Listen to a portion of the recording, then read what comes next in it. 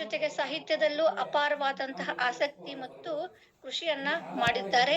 ಅದೇ ರೀತಿ ಜಿಲ್ಲಾ ಕನ್ನಡ ಸಾಹಿತ್ಯ ಪರಿಷತ್ತಿನ ಬಹುತೇಕ ಸಮಾರಂಭಗಳಲ್ಲಿ ನಾವು ಇವರ ಕವಿತೆಗಳನ್ನ ಕೇಳ್ತೀವಿ, ಇವರ ಉಪನ್ಯಾಸಗಳನ್ನ ಕೇಳ್ತೀವಿ. ಇವರು ಅನೇಕವಾದ ಸ್ತ್ರೀ ಪರವಾದಂತಹ ಇವರ ಅನೇಕ ಕವನಗಳು ಆ ಕೇಳುಗರ ಕೇಳುಗರ ಮನ ಮುಟ್ಟಿವೆ. ಹಾಗೆ ಸಹಿತ ಆ, ಜಿಲ್ಲಾ ಸಾಹಿತ್ಯ ಸಮ್ಮೇಳನದ ಕವಿಗೋಷ್ಠಿಯಲ್ಲಿ ಮಾಡಿದಂತಹ ಒಂದು ಕವನ ವಾಚನದ ಕುರಿತು ಸಹ ಪತ್ರಿಕೆಗಳಲ್ಲಿ ಮುಖ್ಯ ಭೂಮಿಕೆಯಲ್ಲಿ ಪ್ರಕಟಣ ಆಗಿತ್ತು. ಬಹಳ ಮನಮುಟ್ಟುವಂತೆ ಇವರು ಕವಿತೆಗಳನ್ನ ಬರೀತಾರೆ. ಅದೇ ರೀತಿ ಬಹಳ ಸುಂದರವಾಗಿ ಉಪನ್ಯಾಸವನ್ನ ನೀಡ್ತಾರೆ. ಅದೇ ರೀತಿ ಇವರ ಅನೇಕ ಕವಿತೆಗಳು ಆ, ಕವನ ಸಂಕಲನಗಳಲ್ಲಿ ಸಿದ್ದೇಶ್ವರ ಸ್ವಾಮೀಜಿಗಳ ಕವನಗಳಿರ್ಬೋದು, ಹೀಗೆ ಅನೇಕ ಮಹನೀಯರ ಕವಿತೆಗಳು ಕವನ ಸಂಕಲನಗಳಲ್ಲಿ ಸಹಿತ ಪ್ರಕಟ ಮಾಡ್ತಾರೆ. ಇಂತಹ ಪ್ರತಿಭಾನ್ವಿತ ಸಾಹಿತಿಗಳು ಆದಂತಹ ನಮ್ಮ ಸಹೋದರಿಯರು ಆದಂತಹ ಶಿಕ್ಷಕಿಯರು ಶ್ರೀಮತಿ ಕವಿತಾ ಕಲ್ಯಾಣಕೋಳ್ ಮೇಡಮ್ ಅವ್ರಿಗೆ ನಮ್ಮ ಶಿವಾನುಭವ ಮತ್ತು ಪರಿಸರ ಅನುಭವ ಗೋಷ್ಠಿಗೆ ನಮ್ಮ ಕೇಂದ್ರದ ಪರವಾಗಿ ಹಾಗೆ ಎಲ್ಲ ಶ್ರೋತೃಗಳ ಪರವಾಗಿ ಆದರದ ಆತ್ಮೀಯ ಆಮಂತ್ರಣವನ್ನ ಕೋರುತ್ತೇನೆ. ಉಸ್ತಿರಿನ ಪರಿಮಳವಿರಲು ಕುಸುಮದ ಹಂಗೆ ಕೈಯ, ಕ್ಷಮೆಯ ದಮೆ ಶಾಂತಿ ಸೈರನೆ ಇರಲು ಸಮಾಧಿಯ ಹಂಗೆ ಕೈಯ, ಲೋಕವೇ ತಾನಾದ ಬಳಿಕ ಏಕಾಂತದ ಹಂಗೆ ಕೈಯ ಚನ್ನ ಮಲ್ಲಿಕಾರ್ಜುನ ಅಂತ ಹೇಳಿ ಅಕ್ಕ ತನ್ನ ವಚನದಲ್ಲಿ ಉಲ್ಲೇಖವನ್ನ ಮಾಡ್ತಾರೆ. ನಮ್ಮ ಈ ಸುಂದರ ಸಮಾರಂಭದಲ್ಲಿ ಇರ್ತಕ್ಕಂತ ಹಿರಿಯರು ಆದಂತಹ ಶರಣರು ಆದಂತಹ ವಿಶ್ರಾಂತ ಶಿಕ್ಷಕರು ಆದಂತಹ ನಮ್ಮ ಮಡಿಕೇಶ್ವರ ಕ್ಲಸ್ಟರಿನ ಎಲ್ಲರಿಗೂ ಮಾರ್ಗದರ್ಶಕರು ಆದಂತಹ ಶ್ರೀ ಎಂ.ಎನ್. ಅಸ್ಕಿ ಗುರುಗಳು ಇಂದಿನ ಕಾರ್ಯಕ್ರಮದ ನಿರೂಪಣೆ ಜವಾಬ್ದಾರಿಯನ್ನು ವಹಿಸಿಕೊಂಡಿದ್ದಾರೆ. ಶ್ರೀಯುತರಿಗೆ ನಮ್ಮೆಲ್ಲರ ಪರವಾಗಿ ತುಂಬು ಹೃದಯದ ಆದರದ ಆಮಂತ್ರಣವನ್ನ ಸ್ವಾಗತವನ್ನ ಕೋರುತ್ತೇನೆ. ಅದೇ ರೀತಿ ಇಂದಿನ ಕಾರ್ಯಕ್ರಮದಲ್ಲಿ ವಿಘ್ನ ವಿನಾಯಕನನ್ನ ನೆನೆದು ನಮ್ಮ ಆನ್ಲೈನ್ ಉಪನ್ಯಾಸ ಕಾರ್ಯಕ್ರಮವು ನಿರ್ವಿಘ್ನವಾಗಿ ನೆರವೇರಲಿ ಅಂತಹ ವಿನಾಯಕನನ್ನ ಪ್ರಾರ್ಥನೆ ಮಾಡಿದಂತಹ ಶ್ರೀಮತಿ ಪ್ರಭಾವತಿ ಬಿರಾದಾರ್ ಶಿಕ್ಷಕಿಯರಿಗೆ ನಮ್ಮ ಆನ್ಲೈನ್ ಸಾಂಸ್ಕೃತಿಕ ಜಗಲಿಯ ಮುಖಾಂತರ ಆದರದ ಸ್ವಾಗತವನ್ನ ಕೋರುತ್ತೇನೆ. ಅದೇ ರೀತಿ ಇಂದಿನ ಈ ಕಾರ್ಯಕ್ರಮದಲ್ಲಿ ಉಪಸ್ಥಿತರಿರ್ತಕ್ಕಂತಹ ಎಲ್ಲ ಅತಿಥಿ ಮಹೋದಯರಿಗೆ, ಎಲ್ಲ ಶ್ರೋತೃಗಳಿಗೆ, ಎಲ್ಲ ಶಿಕ್ಷಕ ಗುರು ಬಳಗಕ್ಕೆ ನಾನು ತುಂಬು ಹೃದಯದ ಸ್ವಾಗತವನ್ನ ಕೋರುತ್ತೇನೆ. ಮಹನೀಯರೇ, ಯಾವುದೇ ಒಂದು ಕಾರ್ಯಕ್ರಮವು ನಿರ್ವಿಘ್ನವಾಗಿ ನಡೆಯಬೇಕು ಅಂತಂದ್ರೆ ಅದನ್ನ ಆಯೋಜನೆ ಮಾಡ್ತಕ್ಕಂಥವ್ರು ಬಹಳ ಪ್ರತಿಭಾಶಾಲಿಗಳೇ ಆಗಿರ್ಬೇಕು. ಆಮೇಲೆ ಬಹಳ ಕರ್ತೃತ್ವ ಶಾಲಿಗಳು ಸಹಿತ ಆಗಿರ್ಬೇಕು. ಅವರು ಬಿಡುವಿರದೆ ಆ ಕಾರ್ಯಕ್ರಮಕ್ಕೆ ಶ್ರಮ ವಹಿಸಿದಾಗ ಮಾತ್ರ ಒಂದು ಕಾರ್ಯಕ್ರಮ ಸುಂದರವಾಗಿ ರೂಪುಗೊಳ್ಳಕ್ಕೆ ಸಾಧ್ಯ. ಇಂತಹ ಶಿವಾನುಭವ ಮತ್ತು ಪರಿಸರ ಅನುಭವ ಗೋಷ್ಠಿ 74ನೇ ಉಪನ್ಯಾಸ ಗೋಷ್ಠಿಗೆ ಬಂದಿದೆ ಅಂತಂದ್ರೆ ಅದರ ಹಿಂದೆ ಇರ್ತಕ್ಕಂತಹ ಶ್ರೀಮತಿ ಶಾಂತಲಾ ಪಾಟೀಲ್ ಮೇಡಮ್ ಅವರು ಮತ್ತು ಶ್ರೀಮತಿ ಅಂಬಿಕಾ ಕರ್ಕಪ್ಗೋಳ್ ಮೇಡಮ್ ಅವರು, ಇವರಿಬ್ಬರು ಬಹಳ ಸಹೋದರರಿಗಿಂತ ಹೆಚ್ಚಾಗಿ ಅನ್ಯೋನ್ಯವಾಗಿ ಈ ಕಾರ್ಯಕ್ರಮವನ್ನ ಬಹಳ ತುಂಬಾ ಸುಂದರವಾಗಿ ನಡೆಸಿಕೊಂಡು ಬರ್ತಾ ಇದ್ದಾರೆ. ಇವರ ಜೊತೆ ಅನೇಕ ಶಿಕ್ಷಕರು, ಮಡಿಕೇಶ್ವರದ Bhagyawadi sir, Konnur sir, Math sir, ಅನೇಕ ಸರ್ ಸಹಿತ ಇವರಿಗೆ ಅನೇಕ ಶಿಕ್ಷಕ ವೃಂದದವರು ಇವರಿಗೆ ಬೆನ್ನೆಲುಬಾಗಿ ಕಾರ್ಯವನ್ನು ನಿರ್ವಹಣೆ ಮಾಡ್ತಾ ಇದ್ದಾರೆ. ಅದೇ ಈ ರೀತಿ ಅಚ್ಚುಕಟ್ಟಾದ ಕಾರ್ಯಕ್ರಮವನ್ನ ಆಯೋಜನೆ ಮಾಡತಕ್ಕಂತಹ ನಿರ್ವಾಹಕರಾದಂತಹ ಶ್ರೀಮತಿ ಶಾಂತಲಾ ಪಾಟೀಲ್ ಮೇಡಮ್ ಅವರಿಗೆ ನಮ್ಮೆಲ್ಲರ ಪರವಾಗಿ ತುಂಬು ಹೃದಯದ ಆದರದ ಆಮಂತ್ರಣವನ್ನ ಕೋರುತ್ತೇನೆ, ಸ್ವಾಗತವನ್ನ ಕೋರುತ್ತೇನೆ. ಅದೇ ರೀತಿ ನಮ್ಮ ಪ್ರತಿಭಾನ್ವಿತ ಸಾಹಿತಿಗಳು, ಶಿಕ್ಷಕಿಯರು ಹಾಗೂ LPS ಮಡಿಕೇಶ್ವರ ಶಾಲೆಯ ಮುಖ್ಯ ಗುರುಮಾತೆಯರು ಆದಂತಹ ಈ ಕಾರ್ಯಕ್ರಮದ ನಿರ್ವಹಣಾಕಾರರು ಆದಂತಹ ಶ್ರೀಮತಿ ಅಂಬಿಕಾ ಕರ್ಕಪ್ಗೋಳ್ ಮೇಡಮ್ ಅವರಿಗೆ ನಮ್ಮೆಲ್ಲರ ಪರವಾಗಿ ತುಂಬು ಹೃದಯದ ಸ್ವಾಗತವನ್ನ ಕೋರುತ್ತೇನೆ. ಅದೇ ರೀತಿ ಇಂದಿನ ಕಾರ್ಯಕ್ರಮದ ವಂದನಾರ್ಪಣೆಯನ್ನೇ ಮಾಡ್ತಕ್ಕಂತಹ ಶ್ರೀಮತಿ ಕಾಶಿಬಾಯಿ ತುಮ್ಗಿ ಶಿಕ್ಷಕಿಯರು, ಈ ಮೇಡಮ್ ಅವ್ರಿಗೂ ಸಹಿತ ನಾನು, ಈ ಗುರುಮಾತೆಯರಿಗೂ ಸಹಿತ ನಾನು ನಮ್ಮೆಲ್ಲರ ಪರವಾಗಿ, ನಮ್ಮ ಶಿವಾನುಭವ ಮತ್ತು ಪರಿಸರ ಅನುಭವ ಗೋಷ್ಠಿಯ ಪರವಾಗಿ ನಾನು ತುಂಬು ಹೃದಯದ ಸ್ವಾಗತವನ್ನ ಕೋರುತ್ತೇನೆ. ಮಹನೀಯರೇ, ಇಂದಿನ ಕಾರ್ಯಕ್ರಮ ತುಂಬಾ ವಿಶೇಷವಾದುದು. ಇವತ್ತು ತಂತ್ರಜ್ಞಾನ ಮತ್ತು ಪುಸ್ತಕದ ಮಹತ್ವದ ಕುರಿತು ಉಪನ್ಯಾಸವನ್ನ ನಾವೆಲ್ಲರೂ ಕೇಳುವುದರ ಜೊತೆಗೆ ಒಂದು ವಿಶೇಷವಾದಂತಹ ಕಾರ್ಯಕ್ರಮವಾಗಿದೆ. ನಮಗೆ ಮೆಚ್ಚುಗೆಯಾದ ಪುಸ್ತಕದ ಕುರಿತು ನಮ್ಮ ಅನುಭವವನ್ನ, ನಮ್ಮ ಅನಿಸಿಕೆಯನ್ನ ಹಂಚ್ಕೋಬೇಕು. ಆದ್ದರಿಂದ ಎಲ್ಲ ಕಾರ್ಯಕ್ರಮದಲ್ಲೂ ಎಲ್ಲರೂ ನೀವು ಮೆಚ್ಚಿದ ಒಂದು ಪುಸ್ತಕದ ಕುರಿತು ನಿಮ್ಮ ಅನುಭವವನ್ನ ಹಂಚ್ಕೋಬೇಕು. ಆ ಕುರಿತು ಬೇರೆಯವರಿಗೂ ಸಹಿತ ಪುಸ್ತಕವನ್ನ ಓದಲು, ಕೇಳಲು ಪ್ರೇರಣೆ ಆಗ್ಬೇಕು ಅಂತ ನಾನು ಈ ಮುಖಾಂತರ ವಿನಂತಿ ಮಾಡ್ಕೊಳ್ತಾ, ಈ ಕಾರ್ಯಕ್ರಮದಲ್ಲಿ ಉಪಸ್ಥಿತರಿರ್ತಕ್ಕಂಥ ಎಲ್ಲ ಶರಣು ಶರಣೆಯರಿಗೂ ಸಹಿತ ಮತ್ತೊಮ್ಮೆ ಮಗದೊಮ್ಮೆ ನಾನು ತುಂಬು ಹೃದಯದ ಸ್ವಾಗತವನ್ನ ಕೋರುತ್ತಾ ನನ್ನ ಮಾತಿಗೆ ವಿರಾಮವನ್ನ ನೀಡುತ್ತೇನೆ. ಶರಣು ಶರಣಾರ್ಥಿಗಳು. ಎಲ್ಲರಿಗೂ ಆತ್ಮೀಯವಾಗಿ ಸ್ವಾಗತಿಸಿದಂತ ಸಹೋದರಿ ಗುರುಮಾತೆಯರಿಗೆ ಧನ್ಯವಾದಗಳು. ನಾವು ಸ್ವಾಗತಿಸುವಾಗ ಹಚ್ಚೋಣ ಪ್ರೀತಿಯ ಹಣತೆ, ನಮ್ಮ ಮನೆ ಮನಸ್ಸುಗಳ ಪ್ರೀತಿಯ ಆಧಾರತೆ, ಅತಿಥಿ ಸತ್ಕಾರವೇ ನಮ್ಮ ಮೊದಲ ಆದ್ಯತೆ, ಅದಕ್ಕಾಗಿ ಸ್ವಾಗತ ಮುನ್ನುಡಿಯ ಗೀತೆ ಅನ್ನುವಂತ ರೀತಿಯಲ್ಲಿ ಎಲ್ಲರನ್ನ ಸ್ವಾಗತಿಸಿದಂತ ಗುರುಮಾತೆಯರಿಗೆ ವೇದಿಕೆಯ ಪರವಾಗಿ ಅನಂತ ಧನ್ಯವಾದಗಳು. ಇನ್ನು ಮುಂದಿನದಾಗಿ ಕಾರ್ಯಕ್ರಮದ ಮುಖ್ಯ ಒಂದು ವಿಷಯ ಶ್ರೀಮತಿ ಕವಿತಾ ಕಲ್ಯಾಣಪ್ಪಗಳು ಗುರುಮಾತೆಯರು ತಂತ್ರಜ್ಞಾನ ಮತ್ತು ಪುಸ್ತಕದ ಮಹತ್ವ ಕುರಿತು ವಿಷಯವನ್ನ ಮಾರ್ಮಿಕವಾಗಿ ಹೇಳಿದ್ದಾರೆ. ಆ ಗುರುಮಾತೆಯರ ಬಗ್ಗೆ ಸಾಕಷ್ಟು ವಿವರಣೆಯನ್ನು ಸುಮಲತಾ ಗದಿಯಪ್ಪಗೌಡ ಮೇಡಮ್ ಅವರು ಕೊಟ್ಟಿದ್ದಾರೆ. ನೀವೆಲ್ಲರೂ ಕೂಡ ಅವರನ್ನು ಕೂಡ ವೇದಿಕೆಗೆ ಬರಮಾಡಿಕೊಂಡು ಅವರ ಕಾರ್ಯಕ್ರಮವನ್ನು ಆಲಿಸ್ರಿ ಅಂತ. ಮುಂದಿನ ವಿಷಯದಲ್ಲಿ ಪುಸ್ತಕದ ಮಹತ್ವ ಕುರಿತು ನೀವು ಯಾವ್ದಾದ್ರು ಓದಿದ್ರಿ ಪುಸ್ತಕ ಅಂದ್ರೆ ಅದ್ರ ಬಗ್ಗೆ 2ರಿಂದ 3 ನಿಮಿಷ ಮಾತನಾಡಕ್ ಅವಕಾಶ ಇದೆ, ನೀವು ಮಾತಾಡಬಹುದು ಅನ್ನುವಂತ ಮಾತನ್ನ ತಮಗೆಲ್ಲರಿಗೆ ಹೇಳ್ತಾ, ಶ್ರೀಮತಿ ಕವಿತಾ ಕಲ್ಯಾಣಪ್ಪಗಳು ಗುರುಮಾತೆಯರನ್ನ ಈ ಒಂದು ಉಪನ್ಯಾಸ ಗೋಷ್ಠಿಗೆ ನಾನು ಬರಮಾಡ್ಕೊಳ್ತಾ ಇದ್ದೇನೆ. ಶಿವಾನುಭವ ಮತ್ತು ಪರಿಸರ ಅನುಭವ ಉಪನ್ಯಾಸದ ಆನ್ಲೈನ್ ಗೋಷ್ಠಿಯಲ್ಲಿ ಉಪಸ್ಥಿತರಿರುವಂತ ಎಲ್ಲ ಹಿರಿಯರಿಗೆ ನನ್ನ ಪ್ರೀತಿಪೂರ್ವಕ ನಮನಗಳನ್ನ ಸಲ್ಲಿಸ್ತಾ ಇದ್ದೇನೆ. ಮೇಡಮ್ ತುಂಬಾ ಹೇಳ್ಬಿಟ್ರು ನನ್ನ ಬಗ್ಗೆ ಸುಮಲತಾ ಮೇಡಮ್. ಮೋಸ್ಟ್ಲಿ ನಾನು ಸಾಹಿತ್ಯ ಮತ್ತು ಶಿಕ್ಷಣ ಕ್ಷೇತ್ರದಲ್ಲಿ ಇನ್ನು ಅಂಬೆಗಾಲಿಡುವಂತ ಒಂದು ಶಿಶುವಾಗಿ ನಾನು ಇಲ್ಲಿ ಬರ್ತಾ ಇದ್ದೇನೆ. ನನ್ನ ಮಟ್ಟಿಗೆ ತಿಳಿದಿರೋದನ್ನ ನಾನು ಹಂಚ್ಕೊಳ್ಳಿಕ್ ಇಷ್ಟಪಡ್ತೀನಿ ತಮ್ಮ ಮುಂದೆ.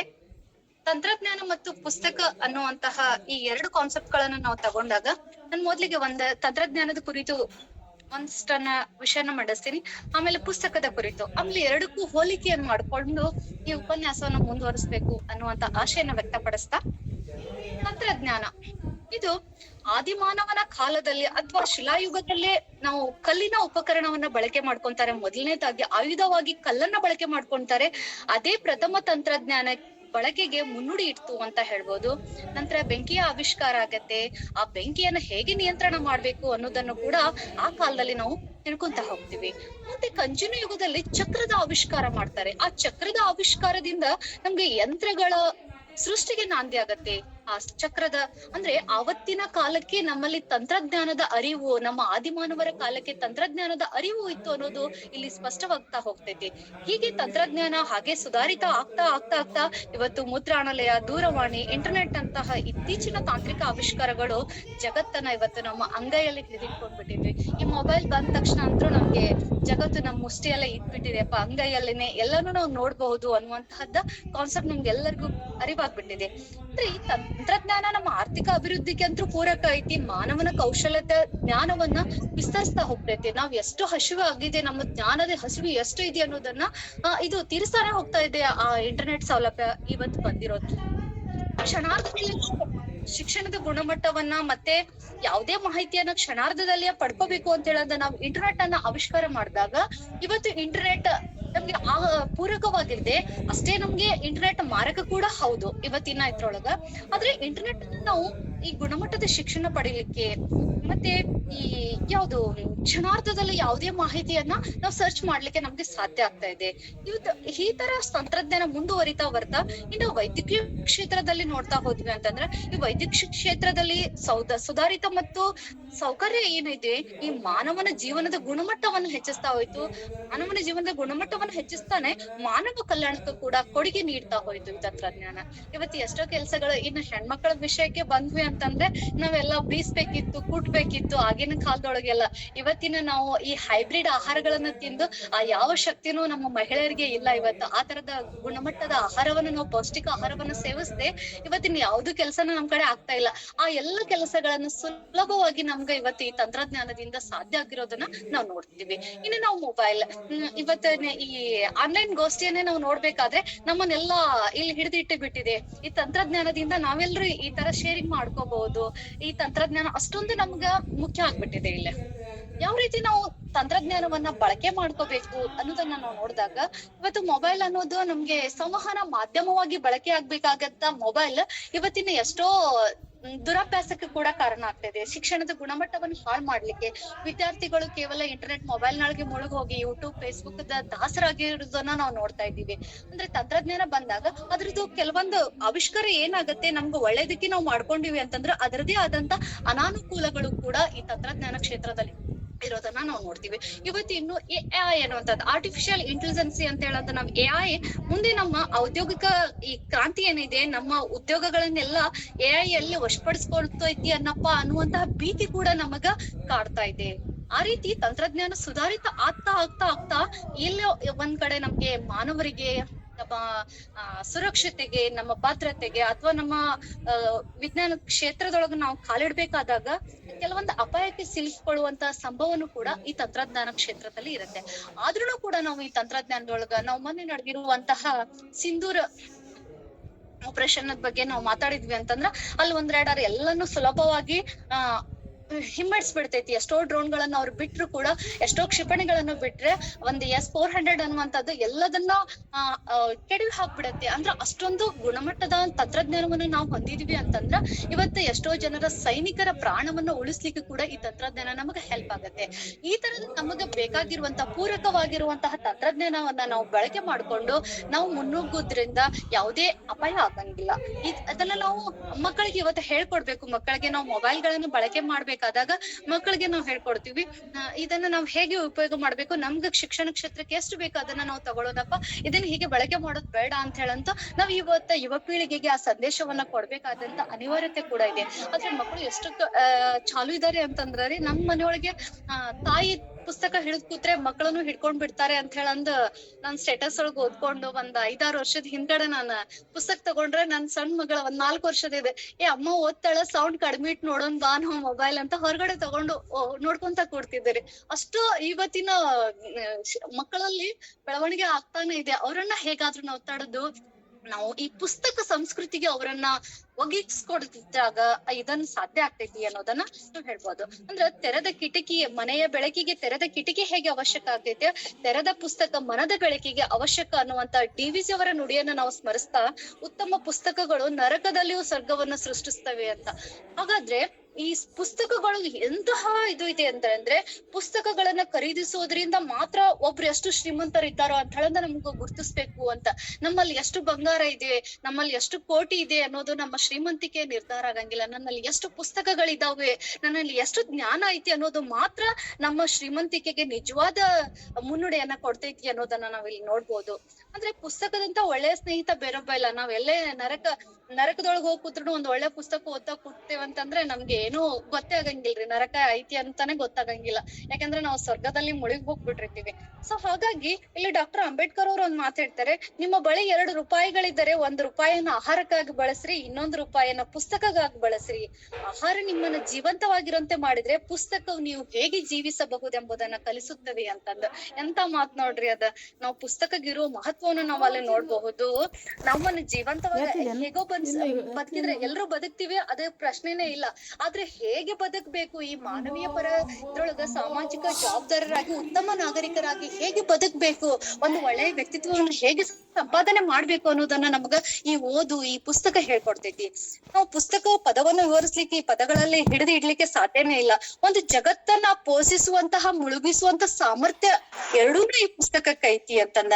ನಾವು ಯಾವ್ದಾದ್ರು ಕ್ರಾಂತಿಯನ್ನ ನೋಡಿದಾಗ ನಾವು ಈ ಪ್ರಿಂಟ್ ಮೀಡಿಯಾ ಪುಸ್ತಕ ಕ್ರಾಂತಿ ಬಹಳಷ್ಟು ಜನರನ್ನ ನಾವು ಈ ಸ್ವಾತಂತ್ರ್ಯದೊಳಗ ಅದು ನಾವು ನೋಡಿದಾಗ ಸ್ವಾತಂತ್ರ್ಯಕ್ಕೆ ಮೋಟಿವೇಶನ್ ಲೈನ್ಗಳು ಏನಿದ್ದು ಅದನ್ನ ಕ್ರಾಂತಿಗೆ ದಾಪುಗಾಲು ಇಡುವಂತೆ ಮಾಡ್ತೈತಿ. ಒಂದು ಸ್ವಾತಂತ್ರ್ಯ ಆಂದೋಲನದ ದಿಕ್ಕನ್ನೇ ಬದಲಾಯಿಸುವಂತ ಶಕ್ತಿ ಈ ಪೆನ್ನಿಗೆ ಇದೆ ಅಥವಾ ಪುಸ್ತಕಕ್ಕೆ ಇದೆ ಅಂತ ನಾವು ಗೊತ್ತಾಗತ್ತೆ.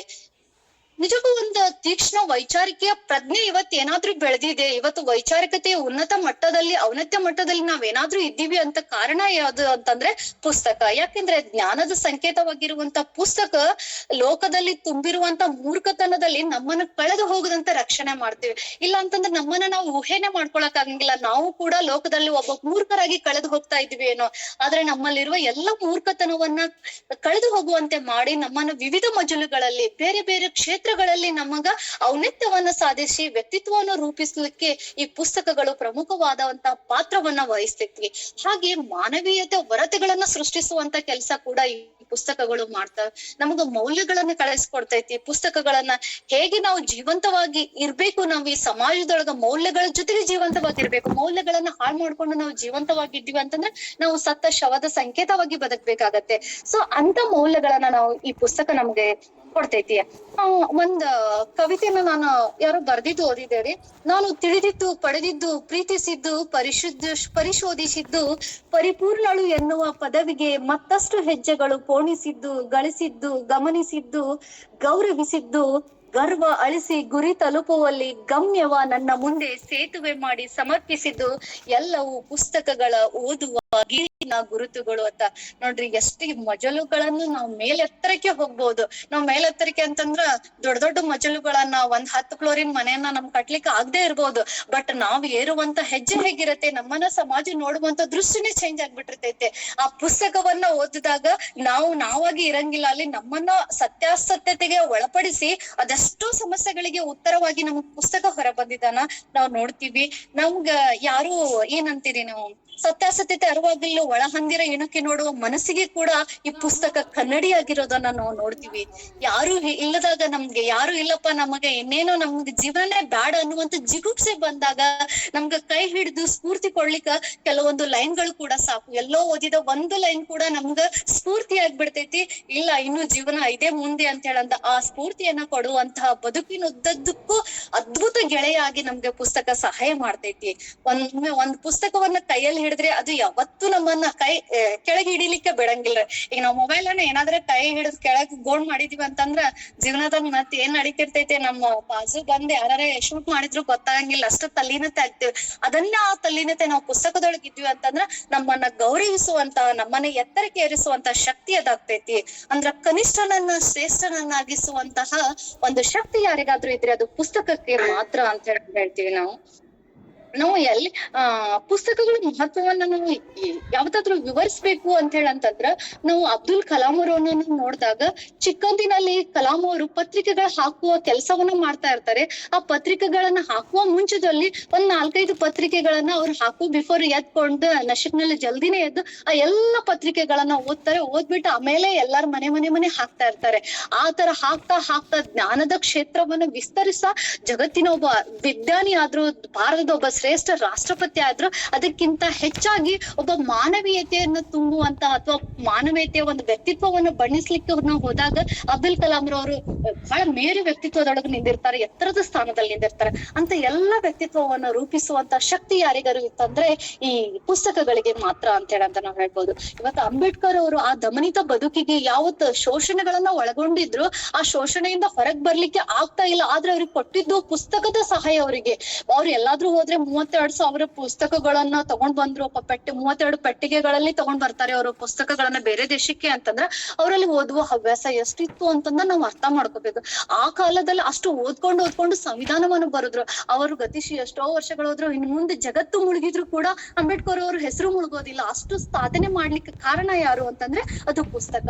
ಅಂದ್ರೆ ಜ್ಞಾನಕ್ಕೆ ಎಷ್ಟು ಬೆಲೆ ಇತ್ತು ಅವತ್ತು ಅಂತಂದು ನಮ್ಗೆ ಗೊತ್ತಾಗತ್ತೆ. ಪಂಡಿತ ಸರ್ವತ್ರ ಪೂಜ್ಯತ ಅಂತ ಹೇಳಂದ್ರೆ ಅವತ್ತ ಪ್ರತಿಯೊಂದು ರಾಜ್ಯರೊಳಗೂ ಪಂಡಿತನಿಗೆ ಎಷ್ಟು ಗೌರವದ ಸ್ಥಾನ ಇತ್ತು. ರಾಜನಿಗಿಂತ ಹೆಚ್ಚಿನ ಸ್ಥಾನವನ್ನ ರಾಜನೇ ಬಂದು ಪಂಡಿತನ ಕಾಲಿಗೆ ಎರಗ್ತಾನೆ ಅಂತಂದ್ರೆ ಆ ಜ್ಞಾನಕ್ಕೆ ಎಷ್ಟು ಬೆಲೆ ಐತಿ ಅನ್ನೋದನ್ನ, ಆ ಪ್ರತಿ ಪುಸ್ತಕಕ್ಕೂ ಎಷ್ಟು ಬೆಲೆ ಐತಿ ಅನ್ನೋದನ್ನ ನಾವ್ ಈಗ ನೋಡ್ತೀವಿ. ಆದ್ರೆ ಇವತ್ತಿನ ಮಕ್ಕಳಿಗೆ ಪುಸ್ತಕದ ಜ್ಞಾನ ತುಂಬಾ ಕಡಿಮೆ ಆಗ್ತಾ ಇದೆ.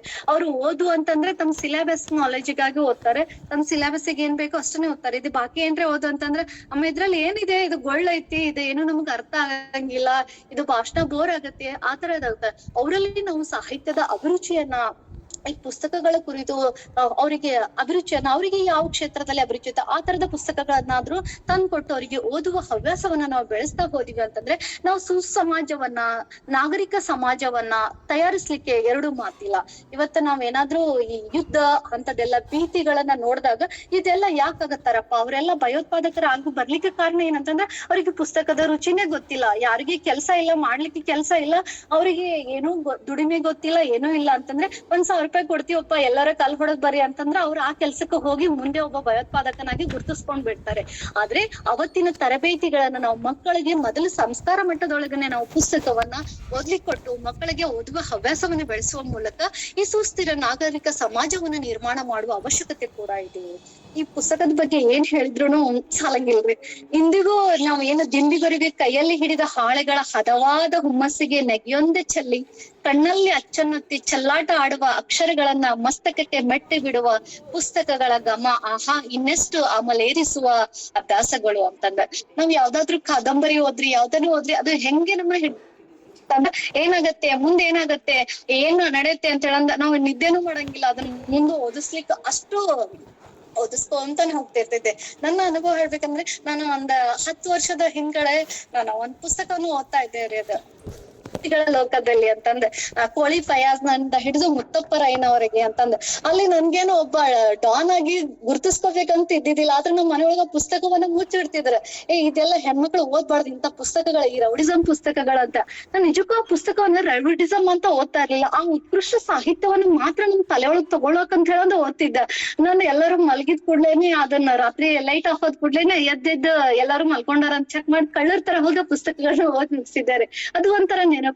ಹಂಗ ಪುಸ್ತಕಗಳು ನಮ್ಮನ್ನ ಯಾವ್ದೋ ಲೋಕಕ್ಕೆ ಕರ್ಕೊಂಡು ಹೋಗ್ಬಿಡ್ತಿರ್ತಾವ. ನಾವೆಲ್ಲ ಸುಧಾ ಪತ್ರಿಕೆಗಳನ್ನ ಮ್ಯಾಗಝಿನ್ ಗಳನ್ನ ಹಾಯ್ ಬೆಂಗಳೂರ್ ಅಂತ ವಾರ ಪತ್ರಿಕೆಗಳಿಗಾಗಿ ಹಪಿಸ್ತು ಅಂತವ್ರು ಯಾವಾಗ ಬರತ್ತೆ ಇನ್ನೂ ಒಂದ್ ವಾರ ಆಗಿಲ್ಲಲ್ಲ ಅಂತ ಹೇಳಂದ ಕಾಲ ಕಳಿತಾ ಕೂತಿರುವಂತಹ ಒಂದು ಜಮಾನ ನಮ್ದು. ಆದ್ರೆ ಇವತ್ತಿನ ಮಕ್ಕಳಿಗೆ ಅದು ಇಲ್ಲ ಇಲ್ಲ.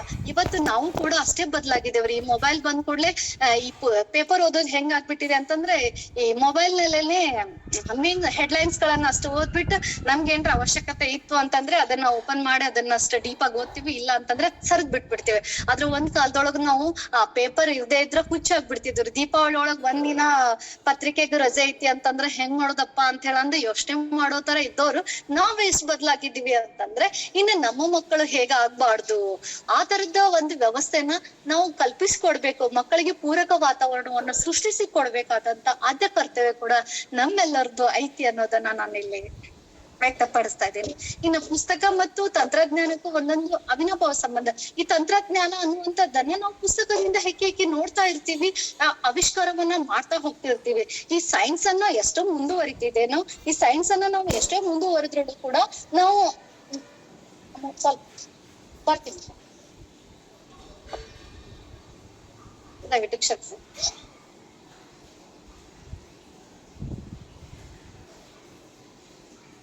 ವಿಜ್ಞಾನ ಕ್ಷೇತ್ರ ಎಷ್ಟೇ ಮುಂದುವರಿದ್ರು ಕೂಡ ಈ ತಂತ್ರಜ್ಞಾನ ಒಂದ್ ಕಾಲದೊಳಗೆ ನಶಿಸಿ ಹೋಗ್ಬಹುದು ಅಥವಾ ತಂತ್ರಜ್ಞಾನ ಯಾವತ್ತೂ ನಮ್ಗೆ ಕೆಲವೊಂದು ಅನಾನುಕೂಲಗಳನ್ನ ಮಾಡಬಹುದು. ಆದ್ರೆ ಈ ಪುಸ್ತಕ ಯಾವತ್ತೂ ನಮ್ಗೆ ಎಲ್ಲನೂ ಅನಾನುಕೂಲ ಮಾಡಿಲ್ಲ. ಅದು ನಶಿಸಿ ಹೋಗ್ಬೇಕಾದ್ರೂ ಇಟ್ಟಿರುವಂತ ಕೆಲ ಅಕ್ಷರಗಳು ಕೂಡ ನಮ್ಮ ಜೀವನವನ್ನ ಬದಲಿಸುವಂತಹ ಸಂಜೀವಿನಿ ಆಗಿರೋದನ್ನ ನಾವು ನೋಡ್ತೀವಿ. ಸೊ ಹೀಗಾಗಿ ನಾವು ಒಂದಕ್ಕೊಂದು ಈ ತಂತ್ರಜ್ಞಾನ ಮತ್ತು ಪುಸ್ತಕ, ನಾನು ಯಾಕೆ ಒಬ್ಬ ಶಿಕ್ಷಕಿ ಆಗಿರೋದ್ರಿಂದ ನಾನು ಒಬ್ಬ ಸಾಹಿತ್ಯದ ಆಸಕ್ತಿಕ ಆಗಿರೋದ್ರಿಂದ ನಾನು ತಂತ್ರಜ್ಞಾನ ಕ್ಷೇತ್ರಕ್ಕಿಂತ ಪುಸ್ತಕದ ಕುರಿತಿನ ಜಾಸ್ತಿ ಮಾತಾಡ್ಲಿಕ್ಕೆ ಇಷ್ಟಪಟ್ಟಿರೋದನ್ನ ನಾನು ಬರ್ತೀನಿ. ಇನ್ನು ನಾನು ಒಂದು ರನ್ನರಾಜ್ ಅಂತ ಹೇಳೊಂದು ಅಂದ್ರೆ ಅವ್ರು ತಾವ್ ಬರ್ದಿರುವಂತಹ ಪುಸ್ತಕಕ್ಕೆ ಅವ್ರು ಯಾರು ಬರ್ದಾರ ಅಂತ ಲೇಖಕರು ಗೊತ್ತಿಲ್ಲ. ನಾವೆಲ್ಲ ಇವತ್ತು ಬರಿತಿರ್ತೀವಿ, ಗುರ್ತಿಸ್ಕೋಬೇಕು. ನಮ್ದು ಕವನ ಸಂಕಲನದೊಳಗೆ ಯಾವ್ದೋ ಒಂದ್ ಕವನ ಸಂಕಲನದೊಳಗೆ ನನ್ ಕವನ ಬಂತಂದ್ರೆ ನಾನ್ ಸ್ಟೇಟಸ್ ಹಾಕೊಂಡು ತುಂಬಾ ಪ್ರೌಡ್ ಫೀಲ್ ಮಾಡ್ಕೋತಿರ್ತೀವಿ. ಬಟ್ ಅವ್ರು ಇದು ನೊಬೆಲ್ ವಿಶ್ವ ದಾಖಲೆ ಬರೆದಿರುವಂತ ಲೇಖಕ ಇದ್ದಾರೆ ಅಂತ ಅವ್ರು ರನ್ನರಾಜ್. ಅವ್ರು ಯಾರು ಅಂತಾನು ಗೊತ್ತಿಲ್ಲ, ಅಟ್ಲೀಸ್ಟ್ ಅವ್ರ ಫೋಟೋನು ಗೊತ್ತಿಲ್ರಿ. ಬದುಕು ಇನ್ನೂ ಇದೆ ಅಂತ ಹೇಳೋ ಒಂದ್ ಪುಸ್ತಕ ಬರ್ದಾಗ ಅದ್ರ ಕೆಲವೊಂದು ಲೈನ್ಸ್ ಗಳು ಹೇಗಿದಾವೆ ಅಂತಂದ್ರೆ, ಜಗತ್ತು ಕತ್ತಲೆಯಲ್ಲೂ ಮುಳುಗಿದರು ನಿನ್ನದೊಳಗೆ ಇನ್ನೂ ಬೆಳಕಿದೆ ನೋಡ್ರಿ. ಒಂದೊಂದು ಲೈನ್ ಕೂಡ ನಮ್ಗ ಪುಟಿದೇಳುವಂತಹ ಸ್ಥೈರ್ಯವನ್ನ, ಆತ್ಮಸ್ಥೈರ್ಯವನ್ನ ಕೊಡುವಂತ ಲೈನ್ ಗಳನ್ನ ಇಲ್ಲಿ ಬರ್ದಿದ್ದಾರೆ. ಪ್ರತಿಯೊಂದು ಪುಟನು ತೆಗೆದು ನೋಡಿದಾಗ ಎಲ್ಲೋನ್ನ ನಾವು ಎಂತಹ ಸ್ಥಿತಿಯೊಳಗಿದ್ರು ಕೂಡ ನಾನ್ ಬದುಕ್ಬೇಕು, ನಾನು ಏನಾದ್ರೂ ಸಾಧಿಸ್ಬೇಕು ಅನ್ನುವಂತಹ ಪುಟಿಸ್ತಳಂತ ಶಕ್ತಿ, ಸ್ಫೂರ್ತಿ ತುಂಬುವಂತ ಪುಸ್ತಕ ಕೂಡ ಇದಾಗಿದೆ. ನೀವೆಲ್ರೂ ಪುಸ್ತಕದ ಬಗ್ಗೆನು ಕೂಡ ಮಾತಾಡ್ತೀರಿ ಅಂದಾಗ ನಾನು ಈ ಪುಸ್ತಕವನ್ನ ಬದುಕು ಇನ್ನೂ ಇದೆ ಅಂತ ಹೇಳಂತಂದು ರನ್ನರಾಜ ಅನ್ನುವಂತ ಸಂಕಷ್ಟಗಳಿಗೆ ಸಂಜೀವಿನಿ ಅಂತ ಹೇಳೋದು ಒಂದ್ ಬರ್ದಿದ್ದಾರೆ. ಅದು ಕೂಡ ಚಂದಿದೆ. ನೊಂದ ಮನಸ್ಸುಗಳಿಗೆ ಧೈರ್ಯ ತುಂಬುವುದೇ ಜ್ಯೋತಿಷ್ಯ ಅಂತ ಹೇಳಂತಂದ. ಆಮೇಲೆ ಜಗತ್ತಿನ ಶ್ರೇಷ್ಠ ವೈದ್ಯ ಮನಸ್ಸು, ಎಲ್ಲ ಗೆಲ್ಲಬಲ್ಲವನು ನೀನು, ಹುಟ್ಟು ನಿನ್ನದಲ್ಲ ಬದುಕು ನಿನ್ನದೇ, ಕಷ್ಟಗಳ ಬಾಗಿಲಲ್ಲಿಯೂ ಕನಸಿನ ಕಿಟಕಿಯನ್ನ ತೆರೆದಿಡು, ಭರವಸೆಗಳು ಬದುಕು ನೀಡುತ್ತವೆ, ನೀನು ಬದಲಾದರೆ ಹಣೆ ಬರಹವು ಬದಲಾಗುತ್ತದೆ. ನಿನ್ನ ಸಾಮರ್ಥ್ಯದ ಬಗ್ಗೆ ಸ್ಪಷ್ಟ ಜ್ಞಾನವಿರಲಿ. ಅಲ್ಪ ತಿಳಿದು ಅಹಂಕಾರಿಯಾಗಬೇಡ. ಬೆಂಕಿಗಿಂತಲೂ ಅಪಾಯಕಾರಿ, ಭೂಕಂಪಕ್ಕಿಂತಲೂ ಶಕ್ತಿಶಾಲಿ ಕೋಪ. ಹೀಗೆ ಒಂದೊಂದು ಇದರ ಬಗ್ಗೆ ಅವರು ಬರಿತಾ ಹೋಗ್ತಾರೆ. ಚಂದಿದೆ ಪುಸ್ತಕ. ಯಾರಾದ್ರೂ ಓದ್ಕೊಳ್ಳೋರು ಓದ್ಕೋಬಹುದು. ಒಂಥರ ನೊಂದ ಮನಸ್ಸಿಗೆ ಅಥವಾ ಸ್ಫೂರ್ತಿ ನೀಡುವಂತಹ ಒಂದು ಪುಸ್ತಕ ಕೂಡ ಈ ಬದುಕು ಇನ್ನೂ ಇದೆ ಅನ್ನುವಂತ ಪುಸ್ತಕ. ಹೀಗೆ ನಾವು ಪುಸ್ತಕ ಸಂಸ್ಕೃತಿಯನ್ನ ನಾವು ಮಕ್ಕಳಿಗೆ, ಸಮಾಜಕ್ಕೆ ಹರಡ್ತಾ ಹೋಗಿ ಒಂದು ನಾಗರಿಕ ಸಮಾಜ ಸೃಷ್ಟಿಸುವಲ್ಲಿ ಸಾಹಿತ್ಯ ಎಷ್ಟು ದೊಡ್ಡದು ಅನ್ನುವಂಥದ್ದನ್ನ ನಾವೆಲ್ಲರೂ ಕೂಡ ಹೇಳ್ತಾ ಹೋಗೋಣ. ಒಂದಷ್ಟು ಅಳಿಲು ಸೇವೆಯನ್ನ ನಾವು ಈ ಸಾಹಿತ್ಯ ಕ್ಷೇತ್ರದಲ್ಲಿ ಮಾಡೋಣ ಅಂತ ಹೇಳಂದ ನನ್ನ ಉಪನ್ಯಾಸಕ್ಕೆ ಕೊಟ್ಟಿರುವಂತ ತಮ್ಮೆಲ್ಲರಿಗೂ